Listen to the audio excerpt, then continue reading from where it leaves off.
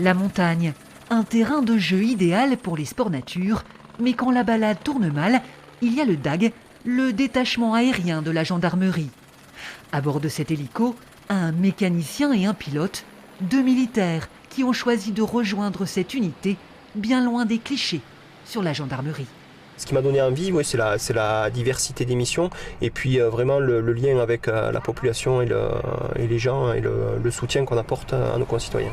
Au niveau du secours, au niveau de l'image de la gendarmerie aussi générale, parce que de prime abord c'est la répression, c'est les contrôles de vitesse, ce genre de choses, alors que ce n'est pas la majorité de nos missions.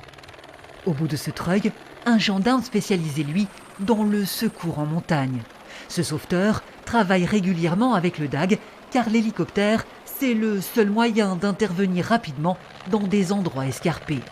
Des manœuvres périlleuses qui ne laissent aucune place à l'improvisation, d'où cet exercice pour répéter encore et encore des gestes parfaitement codifiés. Il y a des situations qui peuvent paraître simples, mais l'aérologie pour les hélicoptères et nous en fonction la montagne et les dangers de la montagne, si c'est en paroi, si c'est voilà, on a forcément des dangers objectifs.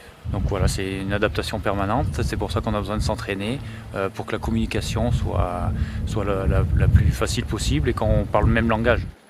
Cet été, le DAG a secouru 48 personnes, mais il a aussi permis l'arrestation de 3 malfaiteurs, car ses missions sont aussi judiciaires.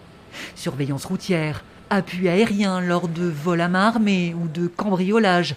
Ces gendarmes de l'air sont aussi de plus en plus mobilisés sur la traque de fugitifs, comme ici, le 31 mai dernier, au Lardin-Saint-Lazare. L'appui de l'hélico permet de geler un peu les lieux où l'individu ne sait pas si on le voit pas. Donc il évite les mouvements brusques et du coup il se terre un peu et ça permet aux unités au sol de se déployer, de ceinturer correctement la zone et à partir de là de pouvoir fouiller l'intérieur d'une zone qui a été déterminée, quoi. L'hélicoptère est aussi un atout précieux pour retrouver des personnes disparues. La dernière recherche en date pour le DAG, c'était ici à Ligignac, après la fugue d'un adolescent de ce centre de loisirs. L'une des 300 missions remplies chaque année par ces gendarmes du ciel.